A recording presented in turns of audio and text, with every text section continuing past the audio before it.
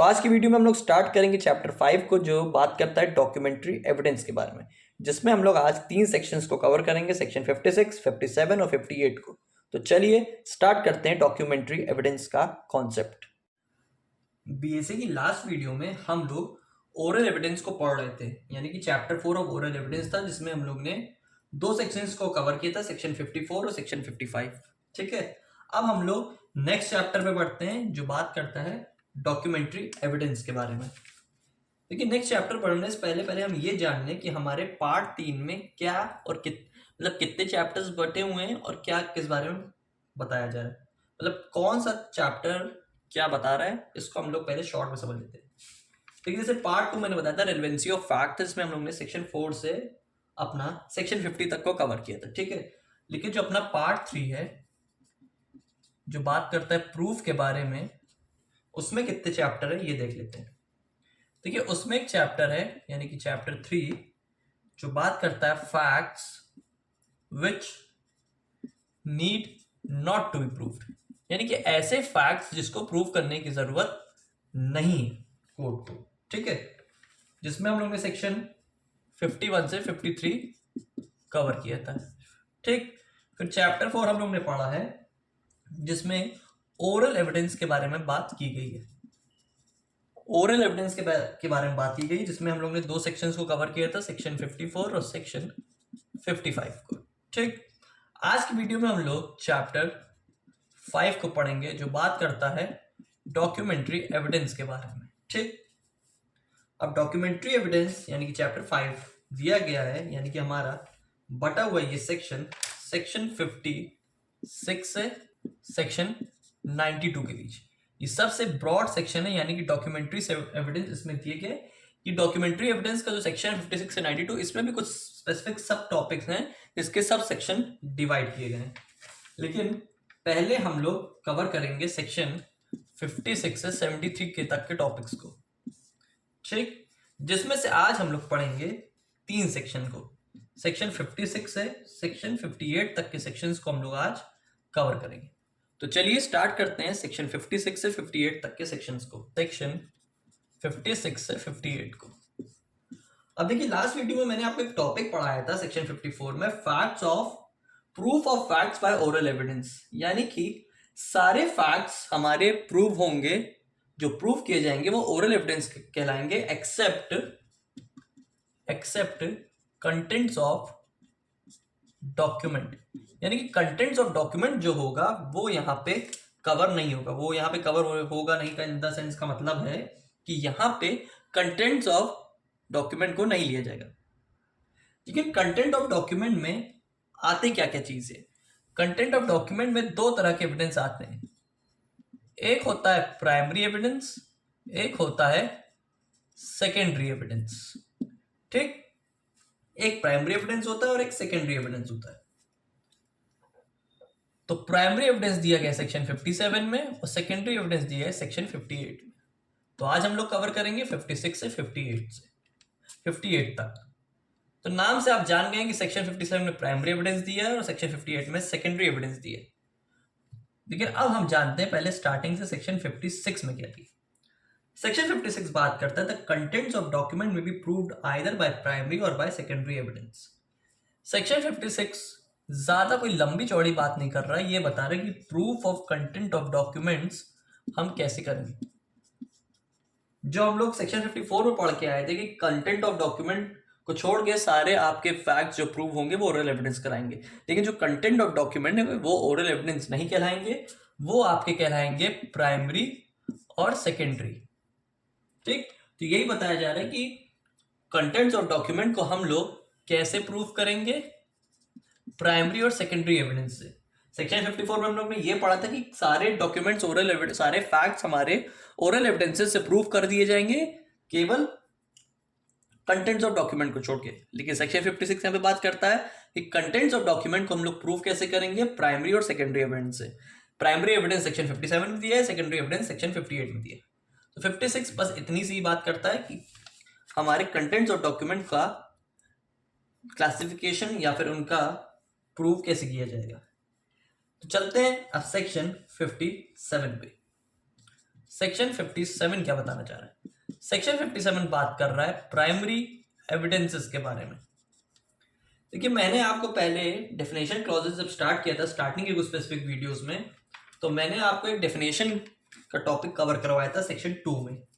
जो सेक्शन 2 में डेफिनेशन दी गई थी उसका जो क्लॉज आपका ई था, सेक्शन 2 का क्लॉज ई जो था वो आपके प्राइमरी और सेकेंडरी एविडेंसेस के बारे में बात करता था। तो उसमें हमारा एविडेंस का क्लासिफिकेशन दिया था, लेकिन यहाँ पे प्राइमरी एविडेंस की स्पेसिफिक अलग से मीनिंग सेक्शन 2E में नहीं दी गई थी, लेकिन वही डेफिनेशन यहाँ पे सेक्शन 57 में दी गई है प्राइमरी एविडेंस की।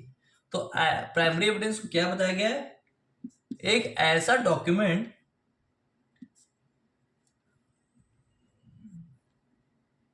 जो खुद से इटसेल्फ प्रोड्यूस होगा, जो प्रोड्यूस किया जाएगा इंस्पेक्शन के लिए, कोर्ट की इंस्पेक्शन के लिए।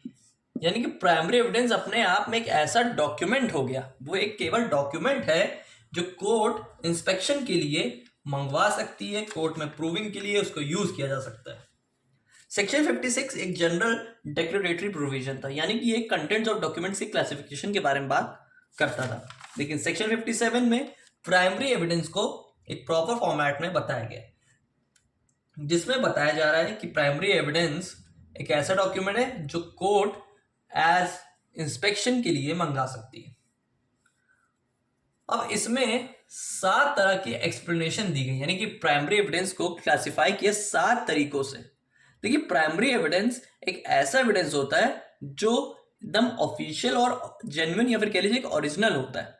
जैसे मान लीजिए आपके पास कोई डॉक्यूमेंट है, आपका आधार कार्ड है। अब वो जो आधार कार्ड होगा वो आपका एक ओरिजिनल डॉक्यूमेंट है जो कि प्राइमरी है, यानी कि मेन सोर्स ऑफ एविडेंस है, डायरेक्ट एविडेंस कह लीजिए। लेकिन अगर आप वही आधार कार्ड की फोटो कॉपी करवा लेते हैं तो वही फोटो कॉपी आपकी अब बन गई डुप्लीकेट कॉपी, और वो डुप्लीकेट आपकी कॉपी बन गई सेकेंडरी एविडेंस। यानी कि सेकेंडरी एविडेंस का मतलब है ये हुआ कि जो आपके पहले नहीं है लेकिन बाद में है। सेकेंडरी एविडेंस जो आने तो कंसेप्ट फिर समझते हैं, लेकिन प्राइमरी एविडेंस ये बताना चाह रहा है कि जो खुद में एक ऐसा डॉक्यूमेंट है जो जिसके अंदर ओरिजिनलिटी है, जो बताता है कि हाँ ये जेन्युइन है और सही है। तो 7 एक्सप्लेनेशन से इसको प्राइमरी एविडेंस को कवर किया गया। आइए देखते हैं पहला क्या बताया जा रहा है explanation. Where a document is executed in several parts, each part is primary evidence. अगर कोई डॉक्यूमेंट को सेवरल पार्ट्स में बांटा जा रहा है तो हर एक एक पार्ट आपका प्राइमरी एविडेंस होगा। ठीक है, हर एक एक पार्ट आपका प्राइमरी एविडेंस होगा।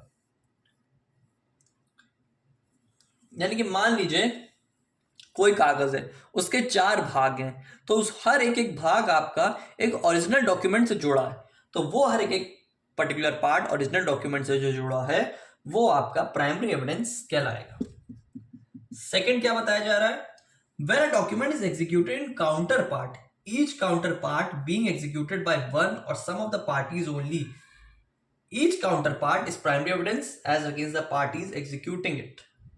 अभी counterpart क्या हुआ?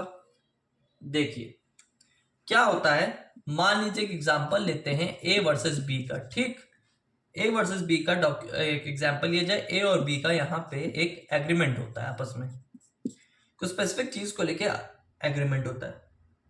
अब एक एग्रीमेंट की कॉपी एक ए बनाता है, एक एग्रीमेंट की कॉपी बी बना लेता है। तो बी ए का जो एग्रीमेंट है, जो ए की एग्रीमेंट की कॉपी है वो बी के यूज में आ जाएगी, बी की एक एग्रीमेंट की कॉपी है वो ए के यूज में आ जाएगी। तो अगर अपना ए कोई एग्रीमेंट की कॉपी बी को देता है और बी अपनी कोई एग्रीमेंट की कॉपी ए को देता है तो वो उसके लिए काउंटर पार्ट कहलाई जाएगी, वो एक दूसरे के अगेंस्ट काउंटर पार्ट कहलाई जाएगी। यानी कि वो डॉक्यूमेंट जो एग्जीक्यूशन के टाइम सामने वाली पार्टीज के अगेंस्ट, यानी कि सामने वाली पार्टी के अगेंस्ट हम लोग यूज करते हैं, वो हमारा काउंटर पार्ट होता है। तो वो जो काउंटर पार्ट होगा वो हर एक काउंटर पार्ट जो पार्टीज अपने पास रखेगी, ये जो एक दूसरे को देगी वो काउंटर पार्ट, वो एक as a primary evidence treat किया जाएगा। देखिए थर्ड एक्सप्लेनेशन 2 बात कह रहा है। एक बताया जा रहा है कि अगर कोई डॉक्यूमेंट जो है वो एक यूनिफॉर्म प्रोसेस से जुड़ा हुआ है, एक यूनिफॉर्म प्रोसेस में हो रहा है, एक लगातार एक सीक्वेंस मैनर में हो रहा है, तो वो एक सीक्वेंस मैनर जिसमें प्रिंटिंग इन्वॉल्व है, किसी चीज की फोटोग्राफी इन्वॉल्व है, ठीक है, तो हर एक उसका यूनिफॉर्म प्रोसेस जिसमें n नंबर ऑफ डॉक्यूमेंट यानी कि approx number of documents involve हैं, तो हर एक वो स्पेसिफिक डॉक्यूमेंट प्राइमरी एविडेंस की तरह ट्रीट किया जाएगा। लेकिन वही बताया जा रहा है कि अगर वही एक ओरिजिनल डॉक्यूमेंट, एक कॉमन ओरिजिनल डॉक्यूमेंट में, एक सिंगल डॉक्यूमेंट में max to max maximum copies अगर उसमें मेंशन की गई हैं, तो वो आपका कॉमन ओरिजिनल डॉक्यूमेंट वो प्राइमरी एविडेंस नहीं कहलाया जाएगा। कहने का मतलब ये है कि अगर कोई एक ओरिजिनल कॉपी है, ठीक है, उसकी 100 फोटो कॉपी हुई है, उसी एक स्पेसिफिक ओरिजिनल डॉक्यूमेंट है प्राइमरी एविडेंस, उसकी मान लीजिए 100 फोटो कॉपी हुई है, एक यूनिफॉर्म मैनर में हुई है। अगर वो सारी कॉपीज एक कॉमन ओरिजिनल डॉक्यूमेंट की तरह ट्रीट की जाएगी, वो एक ही जैसी चीजें उसमें दी गई हैं, एक ही जैसा डॉक्यूमेंट उसमें बन रहा है, तो वो हर एक स्पेसिफिक पार्ट डॉक्यूमेंट का प्राइमरी एविडेंस नहीं कहलाया जाएगा। लेकिन यूनिफॉर्म प्रोसेस में अगर कोई चीज हो रही है एक सीक्वल मैनर में, एक स्पेसिफिक मैनर में, तो वो पार्ट आपका प्राइमरी एविडेंस ट्रीट किया जाएगा। बढ़ते हैं एक्सप्लेनेशन 4 में। कोई इलेक्ट्रॉनिक या फिर कोई डिजिटल रिकॉर्ड है, मान लीजिए, ठीक है, कोई इलेक्ट्रॉनिक या फिर कोई डिजिटल रिकॉर्ड है, ठीक, और वो डिजिटल रिकॉर्ड बनाया जा रहा है या फिर स्टोर किया जा रहा है एक साथ एक स्पेसिफिक फाइल्स में या फिर कोई स्पेसिफिक फोल्डर में, ठीक है, एक स्पेसिफिक फाइल या फिर एक स्पेसिफिक फोल्डर में एक साथ वो मल्टीपल फाइल्स की तरह स्टोर किया जा रहा है। जैसे मान लीजिए कोई गाना है, अब कोई सॉन्ग है, अब वो सॉन्ग की कॉपीज जो है अलग अलग फोल्डर में डाली गई है। गाना ओरिजिनल है एक प्राइमरी एविडेंस, लेकिन अलग अलग फाइल में उसको सेव किया गया, अलग अलग फोल्डर से बना के किए गए। मान लीजिए ए नाम की फाइल को, ए नाम के गाने को एक्स नाम की फाइल में भी रखा है, वाई नाम की फाइल में भी रखा है, जेड नाम की भी फाइल में रखा है, मतलब सभी फाइल में उस ए नाम के ओरिजिनल डॉक्यूमेंट या फिर सॉन्ग को रखा गया है। तो वो सारी फाइल जितने फोल्डर में दी गई वो सारी आपकी प्राइमरी एविडेंस कहलाएंगी। ये बता रहा है एक्सप्लेनेशन 4। मूव करते हैं एक्सप्लेनेशन 5 में। अगर कोई इलेक्ट्रॉनिक या फिर डिजिटल रिकॉर्ड कहीं कस्टडी से प्रोड्यूस किया गया है, वहां से इसको बनाया गया है, एक साथ मतलब एक चेन ऑफ कस्टडी कोई स्पेसिफिक अथॉरिटी से लिया गया है, स्पेसिफिक हब से या फिर कोई कह लीजिए कोई मेन स्ट्रीम से अगर किसी रिकॉर्डेड फाइल को प्रोड्यूस किया गया है, तो वो प्रॉपर कस्टडी आपकी प्राइमरी एविडेंस कहलाएगी। कब तक? जब तक उस कस्टडी में कोई कॉन्फ्लिक्ट या फिर डिस्प्यूट अराइज ना हो। अगर उस कस्टडी को लेके कोई स्पेसिफिक वेरिएशन या फिर कोई इन्फ्रिंजमेंट ना हुआ होगा, तब तक वो आपकी कस्टडी तब तक प्राइमरी एविडेंस ट्रीट की जाएगी। 6th एक्सप्लेनेशन क्या बता रहा है? देखिए वहां पे स्पेसिफिक कोई रिकॉर्ड या फिर किसी डाटा को लेके बात की जा रही थी, फाइल्स को, यहां पे बताया जा रहा है कोई ब्रॉडकास्ट या फिर कुछ इलेक्ट्रॉनिक रिकॉर्डिंग है।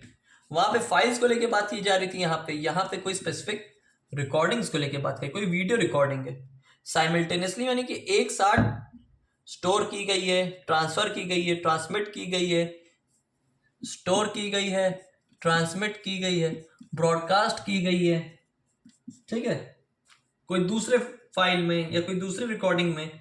तो हर वो एक रिकॉर्डिंग या फिर हर वो एक स्टोरेज आपकी प्राइमरी एविडेंस कहलाएगी। यानी कि हर वो एक रिकॉर्डिंग, यहां पे फाइल्स की बात की जा रही थी, यहां पे वीडियो को लेकर बात की, कोई वीडियो रिकॉर्डिंग है। अब मान लीजिए यही एक वीडियो है, ठीक है, अब ये वीडियो की फाइल ए नाम के फोल्डर में बनाई है मैंने, बी नाम के में भी, सी में भी, तो हर एक ए बी सी साइमल्टेनियसली चल रहा है एक साथ, तो हर वो एक specific file A B C आपकी प्राइमरी एविडेंस कहलाएगी। ये बताता है आपका सिक्स्थ एक्सप्लेनेशन। आपको देखते हैं इस सेक्शन का लास्ट एक्सप्लेनेशन, एक्सप्लेनेशन 7। वो बता रहा है कोई कंप्यूटर रिसोर्स में कोई स्पेस है, जैसे कोई मान लीजिए कोई हार्ड डिस्क है। अब हार्ड डिस्क में आपके पास कोई, ये हार्ड डिस्क हो गई, इसमें कोई आपका इलेक्ट्रॉनिक रिकॉर्ड है या फिर कोई डिजिटल रिकॉर्ड रखा है, ठीक है। कोई स्टोरेज, जैसे मान लीजिए एक हार्ड डिस्क में आपकी फाइल रखी है और दूसरे हार्ड डिस्क में फिर वही सेम फाइल रखी है, और साथ ही कुछ टेम्परेरी फाइल्स भी रखी हुई है जो उससे जुड़ी है, यानी कि वो फाइल जिसको बाद में डिलीट करना पड़ सकता है। तो वो टेम्परेरी फाइल्स भी जो साथ में कंप्यूटर स्पेस में आपके साथ इंक्लूड है, वो हर एक स्पेसिफिक फाइल आपकी प्राइमरी एविडेंस कहलाई जाएगी, यानी कि सारे डॉक्यूमेंट आपके ओरिजिनल कहलाए जाएंगे। देखिए सेक्शन 58 जो है, सेक्शन 58 वो इसी का उल्टा एविडेंस है, यानी कि सेकेंडरी एविडेंस उसी का अपोजिट वे में ही काम करता है evidence. Secondary evidence primary evidence की डुप्लीकेट होती है, यानी कि primary evidence plus duplicate copy equals to SE, secondary evidence. यानी कि ये ऐसा एविडेंस होता है जो तब काम आता है जब प्राइमरी हमारे हाथों से छिन चुका है, यानी कि इसको सेकेंड ऑप्शन की जगह ट्रीट की बेसिस में सेकेंड ऑप्शन की तरह ट्रीट किया जाता है। अब सेकेंडरी एविडेंस में क्या क्या चीजें आती हैं इसको जान लेते हैं। प्राइमरी एविडेंस अभी हम लोग ने जाना कि 7 तरीके का हमारा जो एविडेंस होगा, अगर वो हमारा प्राइमरी एविडेंस कहलाया जाएगा। अब यहां पे 8 तरीके का एविडेंस, 8 तरीके का सेकेंडरी एविडेंस कहलाया जाएगा, यानी कि हमारा सेकेंडरी एविडेंस इन 8 चीजों में अगर इंक्लूड है तो वो एक सेकेंडरी एविडेंस, तो वो एक सेकेंडरी एविडेंस की कंडीशन को क्रिएट कर लेगा। तो अब बढ़ते हैं सेक्शन 58, सेकेंडरी एविडेंस। अगर कोई सर्टिफाइड कॉपी है, सर्टिफाइड कॉपी यानी कि वो कॉपी जिसमें स्टैंप लगा हो, जो ड्यूली प्रूव्ड है कोर्ट द्वारा, या जिसमें प्रॉपर स्पेसिफिक रजिस्ट्रेशन या सारा मॉडिफिकेशन हुआ है। तो अगर एक मान लीजिए कोई प्लेंटिफ है या कोई स्पेसिफिक पर्सन है, वो कोर्ट में अगर उसको प्रस्तुत कर रहा है, उसको ला रहा है, तो वो एज अ सेकेंडरी एविडेंस ला सकता है। कई बार चीजें होती हैं हमारे पास प्राइमरी एविडेंस की बेसिस में नहीं होती, तो कोर्ट उसमें सेकेंडरी एविडेंस को अलाउ कर सकता है, और सर्टिफाइड कॉपी उसमें यूज होती है। सर्टिफाइड कॉपी हम आगे ले आने वाले सेक्शंस में अच्छे से कवर अप कर लेंगे, ठीक है।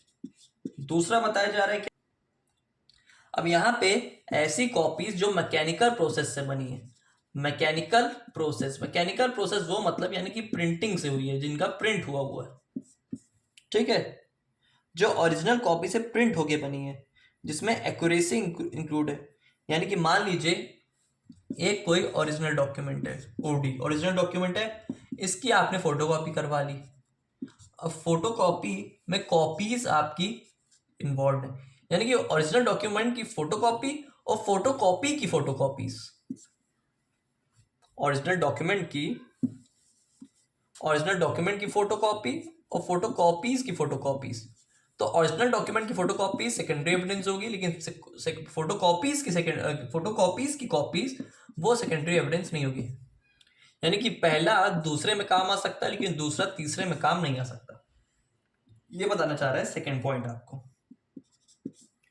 तीसरा पॉइंट क्या बताना चाह रहा है? तीसरा पॉइंट बात कर रहा है कॉपीज मेड फ्रॉम और कंपेयर्ड विद द ओरिजिनल, यानी कि ऐसी कॉपीज जो फोटोकॉपी है जिसको हम ओरिजिनल से अगर कंपेयर कर पा रहे हैं, उसका मिलान अगर आपके कोई कॉपीज से बन रहा है, वो कॉपीज जो मैकेनिकल फॉर्म में बनाई गई, यानी कि प्रिंट करके कोई कॉपीज बनाई गई है, और वो कॉपी ओरिजिनल से अगर कंपेयर की जा रही है, तो वो आपका सेकेंडरी एविडेंस कहलाएगा। काउंटर पार्ट मतलब यही कि एक दूसरे के अगेंस्ट वो हम डॉक्यूमेंट यूज कर रहे हैं, लेकिन उसका एग्जीक्यूशन होना जरूरी नहीं है। यानी कि काउंटर पार्ट्स जो होगा वो एज अगेंस्ट पार्टी यूज होगा, लेकिन उसका अगर एग्जीक्यूशन नहीं होगा तब तक वो आपके लिए सेकेंडरी एविडेंस यूज की जा सकती है। फिफ्थ पॉइंट देखते हैं, अब मान लीजिए एग्जाम्पल इसको लेते हैं, ए बी कोई कॉन्ट्रैक्ट करते हैं, कॉन्ट्रैक्ट की ड्राफ्टिंग वो सी पर्सन से करवाते हैं, वो ड्राफ्ट्समैन होता है यहाँ पे। अब ड्राफ्ट्समैन ने उस बातों को सुना भी है, पढ़ा भी, यानी कि सीन और हेयर दोनों चीज उसने वहां पे की है, ठीक है। अब वो उसका कॉन्ट्रैक्ट, उसका लिखा गया टाइप किया गया डॉक्यूमेंट अगर वो ओरिजिनल है और वो देखा या पढ़ा जा रहा है या जो भी उसमें सिचुएशन कवर अप हो जा रही है, तो वो आपका document as a secondary evidence court में यूज हो सकता है। कई बार कॉन्ट्रैक्ट हम लोग बनवाते हैं, अब उसमें कुछ वायलेशन करता है तो कॉन्ट्रैक्ट कई बार कोर्ट मंगवाती कि वो एग्रीमेंट लाओ हमें जिसमें आपने सारा पेपर वर्क किया है। अब पेपर वर्क किया है एक थर्ड पर्सन ने, इन दोनों को पता ही नहीं है, लिखवाने वाला ड्राफ्ट्समैन था, उसने पढ़ा देखा, तो वो एज अ ओरिजिनल डॉक्यूमेंट आपका ट्रीट कर लिया जाएगा, यानी कि वो सेकेंडरी एविडेंस में लाया जा सकता है, ठीक है। सिक्स्थ होता है ओरल एडमिशन। ओरल एडमिशन में यही एग्जांपल लेते हैं, ए ने बी से कहा बोल के, आओ चलो आओ, ए बी एक यहाँ पे कॉन्ट्रैक्ट बना लेते हैं किसी मकान को बेचने का, मान लीजिए, या कोई भी स्पेसिफिक है, हाउस सेलिंग हो गया, या कोई भी स्पेसिफिक रीजन के बेसिस में यहाँ पे कॉन्ट्रैक्ट ए बी बना लेते, contract to sell, contract of sale. लेकिन बाद में बी यहाँ पे मना कर देता कि अब मेरा मन नहीं, रहने दो, नहीं बेचना मुझे मकान, तो इसने यहाँ पे ओरल एडमिशन दे दिया, तो इसका दिया गया ओरल एडमिशन यहाँ पे सेकेंडरी एविडेंस ट्रीट किया जाएगा। यानी कि मुंह से निकाला गया अगर कोई एडमिशन जो एडमिट कर रहा है इस बात को कि यहाँ पे मैंने बी को मतलब यहाँ पे मैंने ए को मना कर दिया कि मुझे अब घर नहीं बेचना है, नहीं मन कर रहा, मुझे नहीं मन कर रहा, तो वो ओरल एडमिशन यहाँ पे रेलेवेंट मान लिया जाएगा, वो यहाँ पे as a secondary evidence use कर लिया जाएगा। क्योंकि oral evidence under section 20 as a contents of document relevant माना गया। यानी कि अगर हम कोई बात को साबित करना चाहें अपने मौखिक रूप में, उसका एडमिशन लेना चाहे, उसको एडमिट करना चाहें, जिसमें वो कंटेंट्स ऑफ डॉक्यूमेंट्स का इन्वॉल्वमेंट हो, तो वो contents of document as a secondary evidence treat किया जा सकता है ओरल एडमिशन में। वैसे ही सेम चीज रिटन एडमिशन में भी है कि अगर वही कोई भी बात कॉन्ट्रैक्ट ऑफ सेल या फिर कोई भी एग्रीमेंट बनाया जा रहा है जिसमें बातें लिखी गई हैं, बोली नहीं जा रही हैं, तो वो रिटन एडमिशन आपका सेकेंडरी एविडेंस ट्रीट किया जाएगा। सातवां पॉइंट बता रहा है, evidence of a person who has examined document the original of which consists of numerous accounts or other documents which cannot conveniently be examined in court and who is skilled in the examination of such documents। अब यहाँ पे ए और B के लिए, ए के और B में कुछ स्पेसिफिक कॉन्ट्रैक्ट बनाया होगा, कुछ स्पेसिफिक अमाउंट, मान लीजिए 5,000 को लेके कुछ कॉन्ट्रैक्ट बनाया गया कि यहाँ पे तुम मेरी कार की सर्विसिंग करवा दोगे, ठीक है। ये रिटर्न एडमिशन में रिटर्न एक कॉन्ट्रैक्ट बनाया गया, एग्रीमेंट 5,000 रुपये लेके, ठीक है। 5,000 रुपये कार सर्विस हो गई, 5,000 रुपये ए को यहाँ पे देने थे बी को काम करवाने के बाद। अब देखिए यहाँ पे सर्विस वाला है, एक स्किल्ड पर्सन है, ठीक है, कार सर्विस वाला एक स्किल्ड पर्सन है। तो यहाँ पे बताया जा रहा है कि अगर उसने कोई कॉन्ट्रैक्ट बनाया था जिसका ओरिजिनल कॉपी उसके पास नहीं है, लेकिन वो कोई न्यूमरस अकाउंट या फिर कोई स्पेसिफिक दूसरे डॉक्यूमेंट से कन्वीनियंट नहीं हो पा रही कि वो कोर्ट में उसका एग्जामिनेशन किया जाए, तो वो स्किल्ड पर्सन जो होगा, स्किल्ड पर्सन का एग्जामिनेशन यहाँ पे as a secondary evidence treat कर लिया जाएगा। कहने का मतलब ये है कि court will allow such skilled person to prove such document in a specific matter. कहने का मतलब यही है कि आप उस डॉक्यूमेंट की बजाय स्किल्ड पर्सन की बोली गई कही गई बात को आप यहाँ पे as a secondary evidence use कर सकते हैं।